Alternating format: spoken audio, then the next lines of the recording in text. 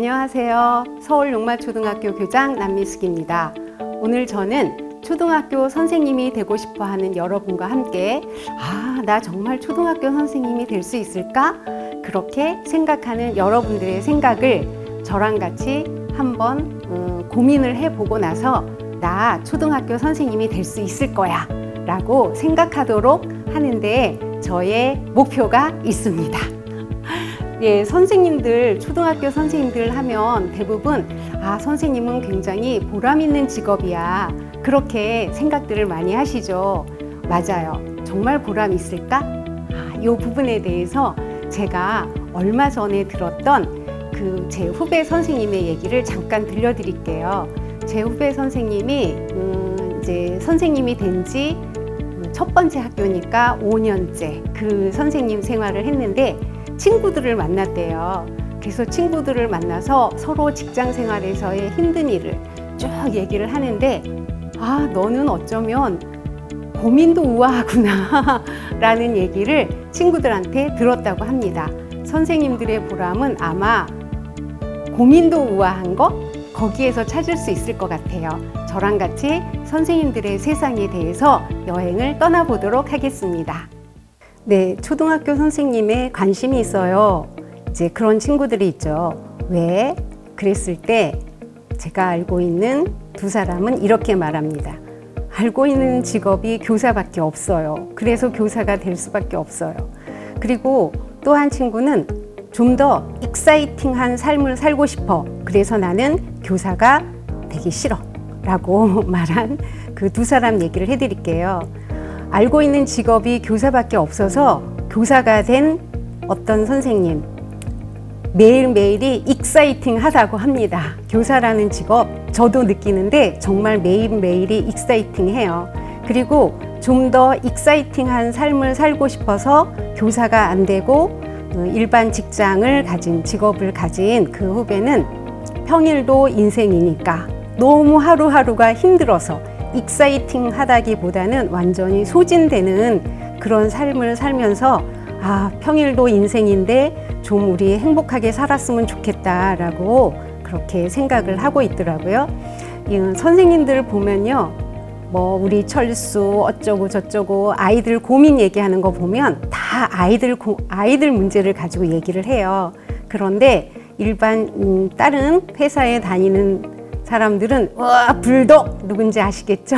과장님, 팀장님. 그래서 그런 사람들 때문에 너무나 괴로움을 당하고 있는 거예요. 그리고 교사는 고민도 우아하다라고 얘기를 했는데 이렇게 직장 상사 때문에 힘들어하는 그 마음의 소진을 당하고 있는 그런 일반 직장에 다니는 사람들은 학교에 다니는 선생님들을 보면서 고민도 참 우아하다라고 그렇게 얘기를 한다고 합니다. 자, 그러면 이제 선생님의 고민 정체를 한번 알아보도록 할게요. 여러분은 학생이니까 선생님은 과연 고민이 있으실까? 라고 하실지 모르지만 선생님도 고민이 있어요. 선생님이 가장 고민을 하는 정체는 바로 학생이기 때문입니다. 자, 학생 때문에 고민을 하시는데요. 학생 때문에 어떤 고민을 하는가? 먼저 무기력한 학생 때문에 고민을 합니다. 5위예요. 그 다음에 4위는 무례한 학생 때문에 고민을 합니다. 그 다음 3위는 약한 친구를 괴롭히는 학생 때문에 고민을 합니다. 그 다음에 두 번째 2위예요. 잘못된 행동을 반복하는 학생 때문에 고민을 합니다. 제일 선생님을 괴롭히는 학생들은 자기 잘못을 모르는 뻔뻔한 학생 때문에 그래요. 여기 말을 듣고 있는 여러분들 중에는 여기에 들어가는 친구들이 없을 것 같은데 여러분 빼고 이런 친구들이 우리 교실에 많이 있어서 선생님을 힘들게 하셔요. 학부모들도 힘들어요. 학부모들도 힘들게 하는데 5위부터 살펴보도록 할게요. 나 몰라라, 방임형 학부모, 감내라, 배나라.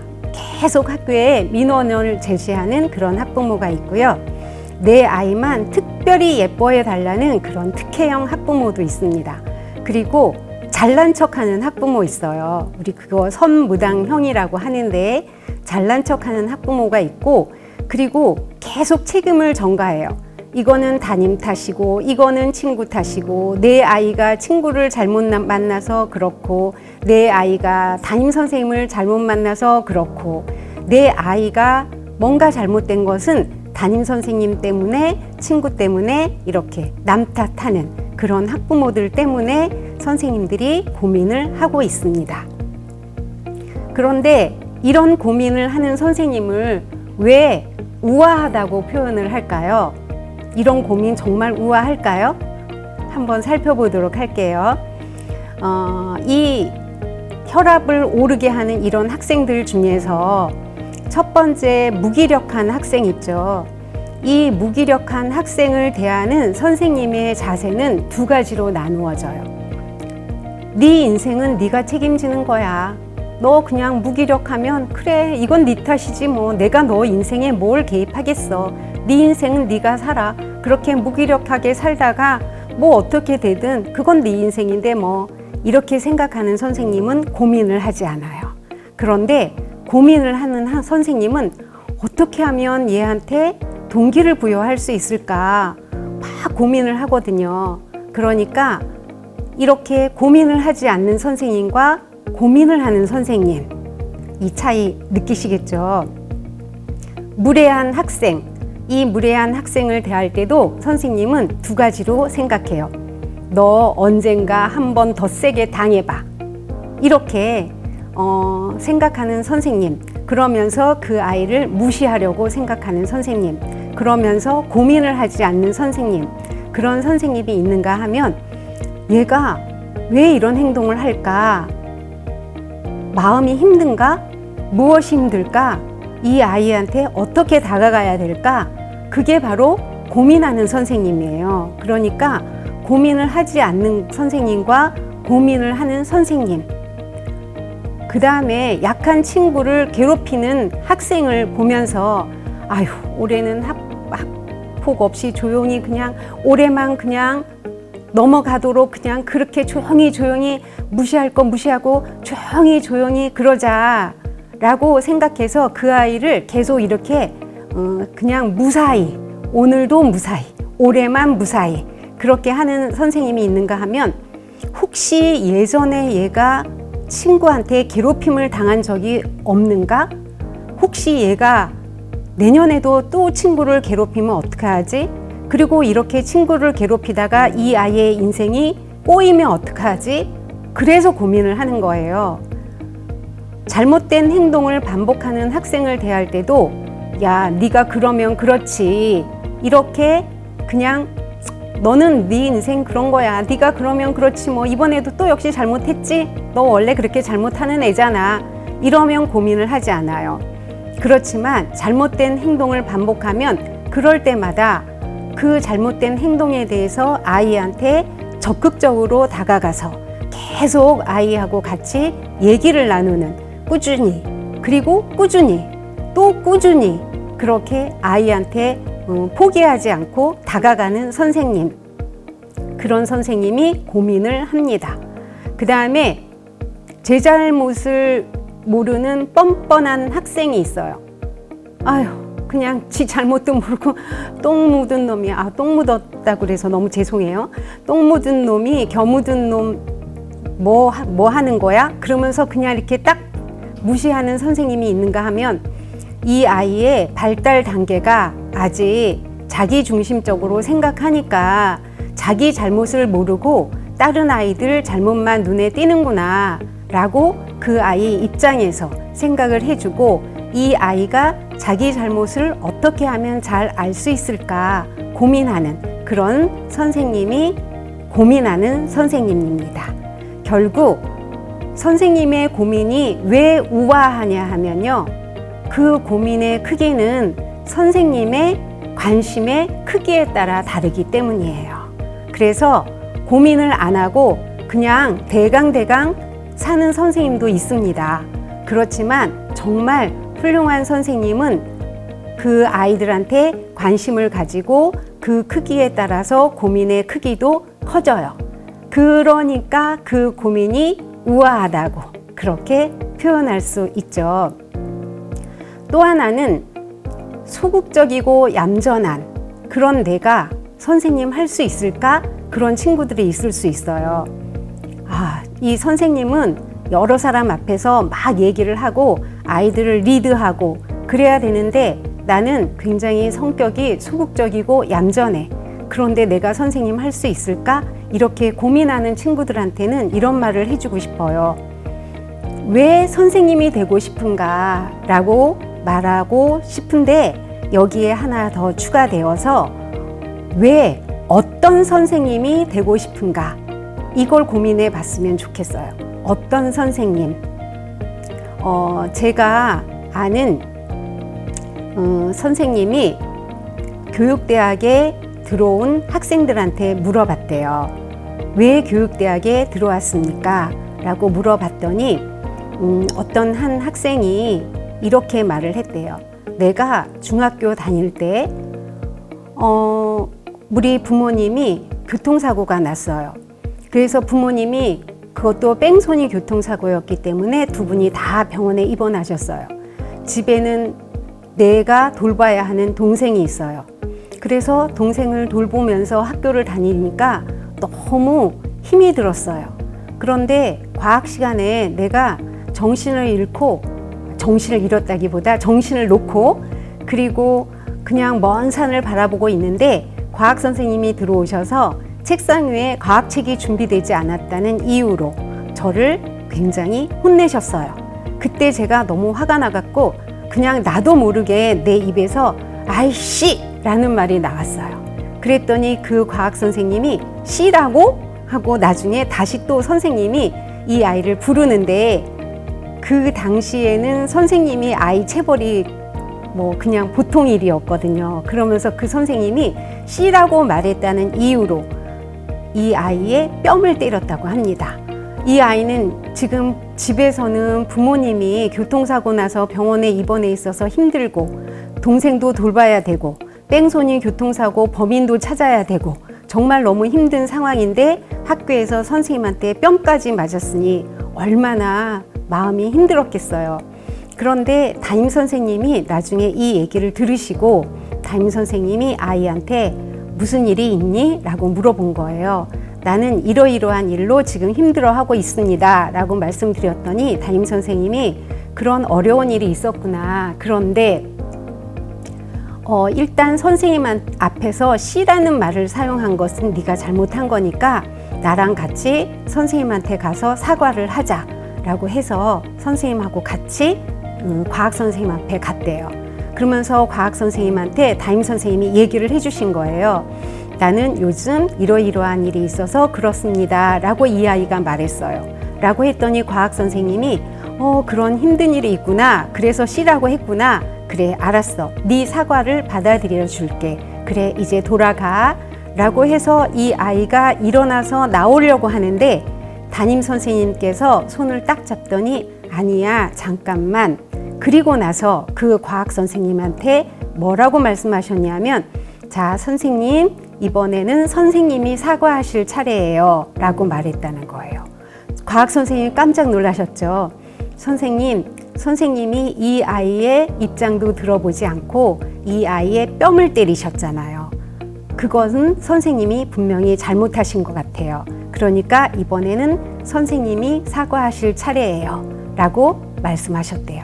그리고 과학 선생님이 정말 사과를 했는지 안 했는지 그건 중요하지 않아요.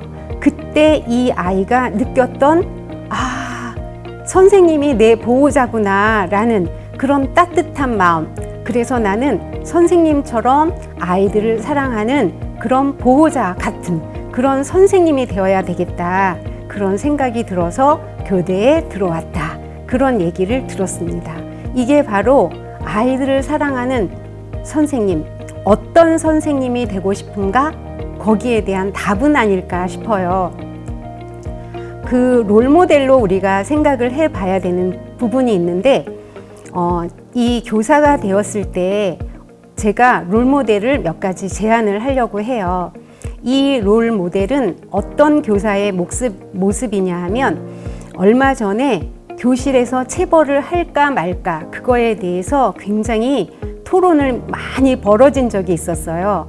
그때 저는 어떤 사람의 얘기를 들으면 체벌을 해야 된다는 생각이 들었고 어떤 사람의 얘기를 들으면 체벌을 해서는 안 된다는 생각을 했는데 이 글을 읽고 이 선생님의 사례를 읽고 아, 선생님은 체벌을 하면 안 된다 그런 생각을 했던 사례입니다. 이 선생님은 열악한 지역의 6학년 담임 선생님이셨어요. 그 반 아이들은 담배 피고 가출하고 도벽 있고 그리고 동영상, 이 동영상은 어떤 동영상인지 아시겠죠? 그리고 가정 형편이 굉장히 어려워요. 부모가 이혼하거나 또 아니면 도박에 빠졌거나 그래서 이 선생님이 그 반 아이들의 가정 형편을 알고 보니까 아이들이 너무 불쌍하다. 그러니까 체벌보다는 사랑을 해줘야 되겠다라고 이 선생님이 말씀하셨어요. 사실 이 얘기는 좀 많이 우리들이 알고 있는 얘기예요. 여기까지는 제 마음을 움직이지 못했는데 그 다음이 제 마음을 움직였습니다. 이 선생님은 이제 꼬리표를 붙이고 온 아이들이 있어요. 이 아이는 특별히 조심해야 됩니다 라고 해서 좀 말썽을 많이 피우고 주변 아이들을 많이 괴롭히고 아무튼 좀 공격적인 아이입니다 라고 그렇게 꼬리표를 달고 올라오는 아이가 있어요. 이 선생님은 그런 부적응 아이를 대할 때 첫 번째 일단 이 아이한테 임시 반장 그리고 또는 너는 선생님 비서야 그렇게 붙여줬대요. 그리고 아이고 너는 별명이 귀염둥이야 라고 얘기를 했대요. 그리고 다른 동학년 선생님 앞에서 이 철수 내가 제일 이뻐하는 아이야 라고 얘기도 했대요. 사실 여기까지만 가면요 이 문제가 있는 아이는 저 선생님이 나를 길들이려고 하는구나 라고 생각할 수 있어요. 그런데 가장 중요한 건 4번이었어요. 4번에 선생님이 이 아이하고 같이 손잡고 학교 산책을 다닌대요. 시간이 날 때마다 손잡고 학교 산책을 하면서 이것저것 얘기를 하는데 이 아이 입장에서 선생님이 자기한테 얘기를 걸어올 때는 자기가 어떤 잘못을 저질렀을 때 그 문제에 대해서 그 잘못된 행동에 대해서 선생님이 다가와서 얘기를 했다는 거예요.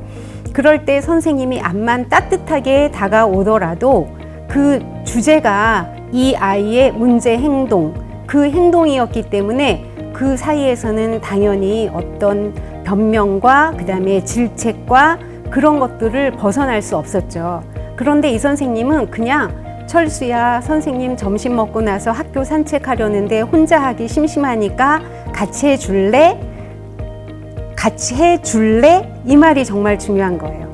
선생님 혼자 산책하기 심심하니까 나를 도와줄래? 나랑 같이 산책해 줄래? 그러면서 문제 행동 때문에 얘기를 시작한 게 아니죠.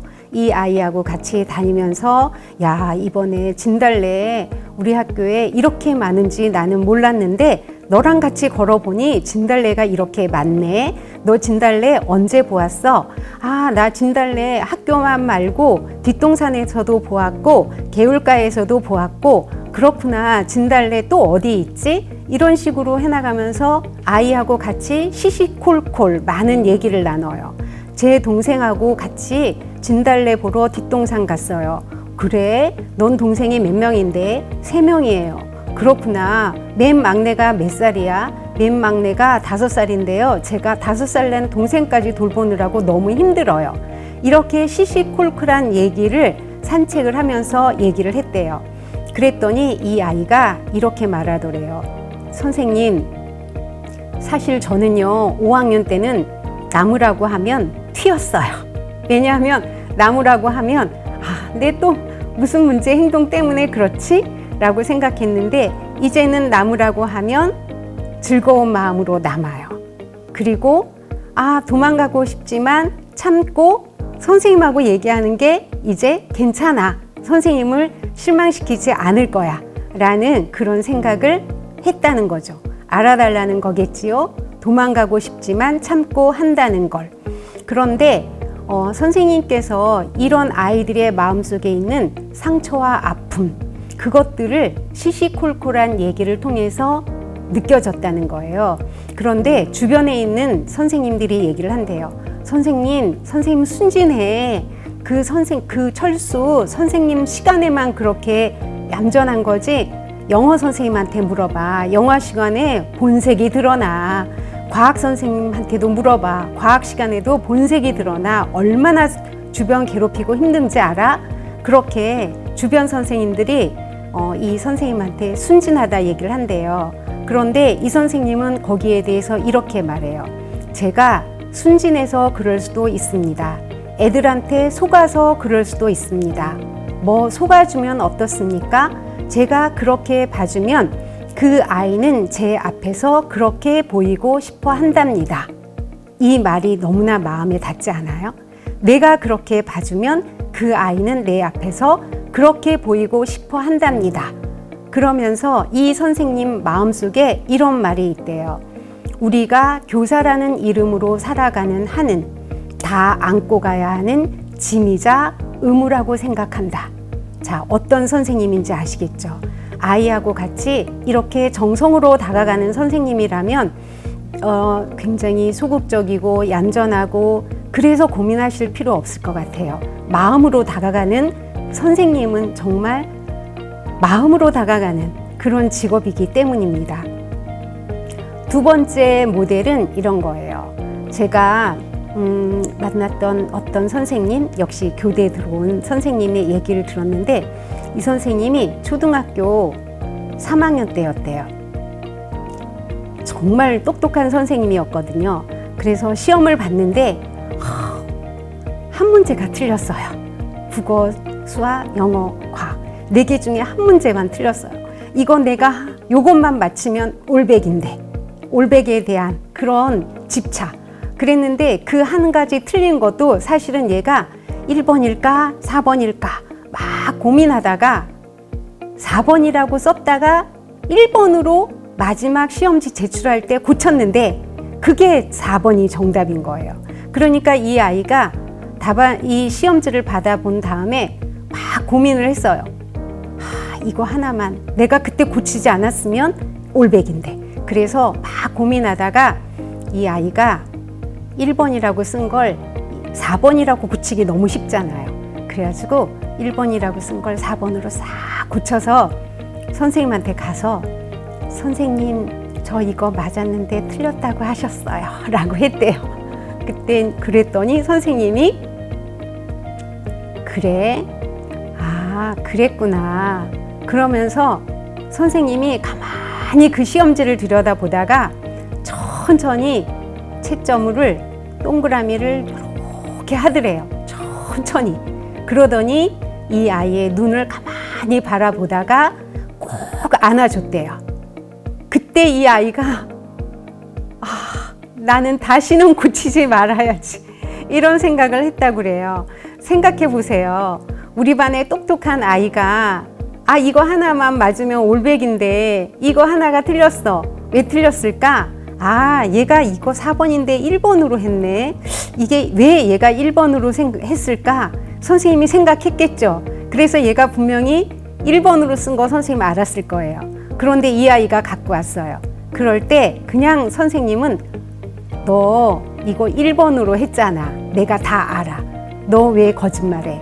이렇게 말했을 텐데 이 선생님은 가만히 생각을 하다가 그 아이 말대로 고쳐준 다음에 하지만 이 아이가 다시는 그런 행동을 하지 않을 수 있는 그런 능력이 이 아이한테 있다고 믿기 때문에 선생님은 이 아이를 그냥 꼭 안아준 거예요. 내가 너를 용서했다. 다시는 너 자신을 너도 너 자신을 용서하고 다시는 이런 잘못을 하지 말자. 그런 의미로 꼭 안아준 거죠. 그때부터 이 아이는 정말 다시는 그런 잘못을 하지 않고 그리고 그런 선생님처럼 되기 위해서 이렇게 교대에 들어왔다라고 그렇게 말하는 후배 선생님도 보았고요. 어떤 선생님은 이 학교에 갔는데 이제 예전에 그 조금 약간 안 좋은 잡지를 친구들이 막 수업 시간에 돌렸대요. 그러니까 이게 앞자리에서 그 안 좋은 잡지가 나한테 딱 넘어왔어요. 그 순간 선생님이 보셨어요. 그 잡지가 돌아간 것을. 그랬을 때 선생님이 야! 거기 있는 잡지 일로 갖고 와! 라고 하면 너무나 그 잡지가 좀 안 좋은 잡지였기 때문에 너무 부끄럽고 다시는 그 선생님한테 이렇게 떳떳하게 보지 못하고 친구들한테도 망신당하고 그랬을 것 같은데 선생님께서 딱 보시고 나서 야, 저 복도 쪽에 나도 안 보는 잡지 돌고 있다. 조심해라 라고 말했대요. 참고로 이 선생님은 창문 쪽에 앉아 있었어요. 이게 중요하죠. 창문 쪽에 나도 안 보는 잡지 돌고 있다 라고 말하면 이 아이는 야, 들켰구나 이렇게 생각했을 텐데 선생님이 야, 저기 복도 쪽에 나도 안 보는 잡지 돌고 있다 라고 해서 이 아이를 이렇게 그냥 용서해 준 거예요. 그렇게 때론 기다릴 줄 아는 교사의 모습, 이런 모습을 보면서 저는 이런 생각을 해요. 내가 항상 옳고 바르기만 하지 않은 것처럼 누구나 약점이 있고 실수를 한다. 관심을 가지고 기다리면 언젠가 내 마음을 알아줄 거다. 자, 어떤 선생님 아시겠죠? 자, 어떤 선생님, 이런 선생님들은 소극적이고 얌전하고 그런 선생님이 그런 사람은 선생님이 안 된다는 것이 아니라 이런 마음을 가지고 있으면 누구나 선생님이 될 수 있다. 그 말을 여러분한테 하고 싶어요. 또 하나 여러분한테 하고 싶은 말은 선생님이 되면 삶이 너무 단조롭지 않을까? 제가 처음 부분에 말했죠. 익사이팅한 삶을 살고 싶어서 선생님이 되기 싫어 라고 얘기했는데 선생님이라는 삶은 정말 단조로울까? 일의 기쁨과 슬픔이라는 책이 있어요.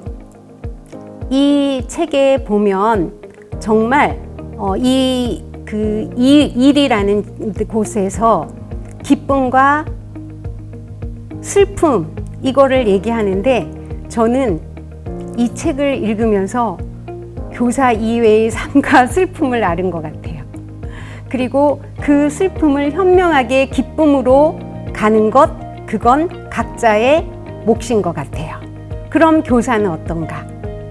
자, 교사 이외의 삶을 사는 사람의 그 슬픔에 대해서 쭉 읽고, 그렇지만 그 슬픔을 현명하게 기쁨으로 가져가는 사람도 있는데, 교사는 어떨까? 교사의 삶은 강점이 있고 약점이 있는데요. 강점은 여유롭다는 거고요. 약점도 여유롭다는 거예요. 교사의 삶 굉장히 여유롭습니다. 그리고 이 여유롭다는 건 강점도 될 수 있고 누군가에게는 약점도 될 수 있어요. 이 여유롭다는 걸 강점으로 가져가는 것, 약점으로 가져가는 것, 그건 각자의 몫인 것 같아요. 왜 여유롭냐? 일단 교사는요, 5시 칼퇴근해요. 그리고 교사는요, 여름방학, 겨울방학, 봄방학, 방학이 있어요. 이런 직업 별로 없어요. 이런 방학이 있다는 거. 그래서 저는 방학이 되면 해외여행을 떠납니다. 이거는 제가 뉴질랜드 밀포드 트레킹을 했던 거예요. 밀포드 트레킹 3박 4일 동안 배낭을 메고 밀포드 트레킹을 했던 거거든요. 그 뉴질랜드에 가서 20일 정도를 지냈는데 이거는 그냥 보통 직장인들은 이렇게 할 수 없는 거죠. 이렇게 트레킹을 다니면서 여기에서 여러 나라 사람을 만나고 정말 굉장한 세상을 그렇게 만납니다. 이거 방학이 있어서 가능한 삶이에요. 그리고 월급도 있어서 가능한 삶입니다. 이 모습은 제가 아는 선생님인데요. 뮤지컬을 해요. 이 선생님은 뮤지컬을 해서 이렇게 무대에도 서요. 그러니까 아이들을 가르치면서 짬짬이 뮤지컬을 해서 뮤지컬로도 배우로도 이렇게 활동하는 선생님이세요. 그리고 요 부분은 여러분들이 유튜브에 보면 현아 TV라는 거 있어요. 이 선생님 역시 선생님이거든요. 선생님이면서 이렇게 유튜브 방송도 운영하면서 그렇게 하고 있는 선생님입니다. 선생님은 학교 교실에서 그냥 아이들 가르치는 건데 그 가르치는 거 이외에도 5시 칼퇴근, 그다음에 여름방학, 겨울방학이 있기 때문에 이렇게 다양한 활동을 하면서 얼마든지 익사이팅한 삶을 살 수 있어요. 여러분 잘 아는 김용택 시인 있죠? 이 김용택 시인도 역시 초등학교 교사였죠. 교사를 하면서 아이들과의 삶을 시로 그렇게 승화하는 그런 분이고, 김용택 시인은 영화 배우로도 시라는 영화의 영화 배우로도 그렇게 들어갔습니다. 이거는 제가 쓴 책들이에요. 그 학교에서 교사를 하면서 아이들과의 삶을 이렇게 교사 그 삶을 가지고 책을 쓰기도 하는 그런 삶을 살 수도 있습니다. 이 교장실에 저는 이렇게 그림책을 많이 가져다 놓고요. 아이들하고 같이 그림책을 같이 공부하고 있거든요. 이 기록의 쓸모라는 책에서 보면 내 직책은 남이 정하는 것이 아니라 내가 정하는 것이야 라는 그런 말이 있어요. 그래서 저는 교사이지만 또 하나의 명함을 가지고 있어요. 적당히 자신이 궁금한 할머니를 위한 그림책 작가, 이런 명함을 가지고 있습니다. 무엇보다도 교사, 그리고 초등학교 교사가 되어서 가장 행복한 것이 무엇인가 라고 물어보면 저는 이거를 말하고 싶어요. 다크호스라는 책에 보면 이런 말이 있어요. 성공의 표준 공식을 깨고 자신만의 길을 찾아 개인화된 성공을 만들어낸 사람들의 제1 사고방식, 이 책에서 그렇게 얘기하고 있는데, 여기서 개인화된 성공이 뭐냐, 이 사람들의 제1 사고방식이 뭐냐, 그것에 대해서 여러분이 생각을 해봤으면 좋겠어요. 이 사람들의 사고방식은 미시적 동기인데 내가 무엇에 어떤 상황에 충족감을 느끼는지 아주 미시적으로 들여다보고 나의 내면 동기를 파악하는 것, 그러면 어떻게 하면 개개인이 각자의 충족감을 만족시키는 삶을 살 수 있을까? 이제 이 책을 읽고 이 책을 가지고 교육에 지금 접목하는 거예요. 아이한테 물어봤어요. 게임을 정말 열심히 하는 아이예요. 뭐 할 때 제일 행복해? 게임할 때. 그런데 마냥 행복해? 아니요, 조금 불안해요. 왜 불안해? 엄마 눈치 보이거든요. 왜 엄마 눈치 보여? 엄마는 게임하는 거 싫어해요. 엄마가 왜 싫어할까? 그 다음에 거지 될까 봐요. 왜 거지가 된다고 생각하실까? 게임만 하고 공부는 안 하니까요. 게임만 하고 공부 안 하면 정말 거지 된다고 생각해? 공부 못하면 대학 못 가고 취직 안 되니까 거지가 되겠지요. 게임만 하면서 거지가 되지 않는 방법 찾아보면 어떨까? 우리 한번 게임에 대해서 집중 탐구를 해보자. 그래서 이제 아이들하고 생각해요. 내가 좋아하는 것을 죄의식 가지지 않고 즐기는 법. 게임만 하면서 거지가 되지 않는 방법을 찾아보니까 게임을 다른 관점에서 바라보자. 이 가치 발견과 가치 부여, 이러면 좋겠다라는 생각이 있어서 아이하고 같이 이런 것들에 대해서 해나가는 거죠. 좋아하는 것이 없어요. 행복한 게 없어요. 잘하는 게 없어요.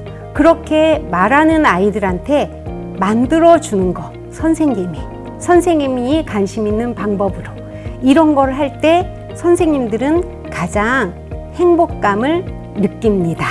자, 이제 선생님이 정말 어떻게 보람을 느끼고 어떻게 우아한 고민을 하는지 생각해 보셨죠? 이 소중한 사람에게라는 제주도에 있는 그 소년 쓴 책에, 이 전희수라는 소년이 쓴 책에 보면 나중에 무슨 일을 하게 될지는 모르겠지만 저도 행복하고 다른 사람도 행복하게 하는 일을 하고 싶어요 라고 얘기합니다. 이 전희수라는 이 소년 작가는 학교를 다니지 않아요. 그런데 저는 학교에서도 아이들한테 이런 꿈을 꿀 수 있도록 지도하는 선생님이 정말 훌륭한 선생님이라고 생각하고 여러분도 그런 선생님이 될 수 있을 거라고 생각합니다. 네, 제가 요즘 읽은 책 중에 아이들은 한 명 한 명 빛나야 한다. 이 책에 보면 이런 규절이 있어요. 교육은 넓은 의미에서 교육받는 사람과 교육하는 사람, 양쪽 모두에게 영혼의 풍요를 선사하고 끊임없는 재생이 이루어지는 과정이다. 저는 이 말이 너무나 와 가슴에 와 닿았거든요. 선생님이라는 직업은 아이들한테 무엇을 주기만 하는 것이 아니라 아이들한테도 무엇인가를 서로 받는, 상호작용하는, 그래서 끊임없는 재생이 이루어지는 과정이다 라는 이 말이 참 마음에 와 닿았는데, 이 문구를 가지고 우리 학교 선생님들하고 얘기를 하다 보니 우리 학교 선생님께서 이런 말씀을 하시더라고요. 교대 다닐 때 4학년 때 교수님이 물어봤대요. 여러분은 교사가 되려고 하는데 교사가 되면 뭐가 좋죠? 라고 했을 때 4학년인 교대생들이 내가 교사가 되면 뭐가 좋을까? 라고 생각했는데 그 교수님께서 아이들처럼 평생 배울 수 있잖아, 이렇게 말씀을 하셨다고 합니다. 그 말이 바로 이 아이들은 한 명 한 명 빛나야 한다는 여기에서 끊임없는 재생이 이루어지는 과정을 설명한 그런 글이라는 생각이 들어요. 네, 오늘 여러분하고 같이 초등학교 교사에 대해서 살펴봤는데, 여러분들이 교대에 입학해서 그리고 열심히 공부한 다음에 4년 후에 다시 나랑 같이 학교에서 만나게 되기를 정말 바랍니다. 너무 죄송하게도 그때는 저는 정년퇴직을 했겠지만 여러분을 뒤에서 응원하겠습니다. 반갑습니다.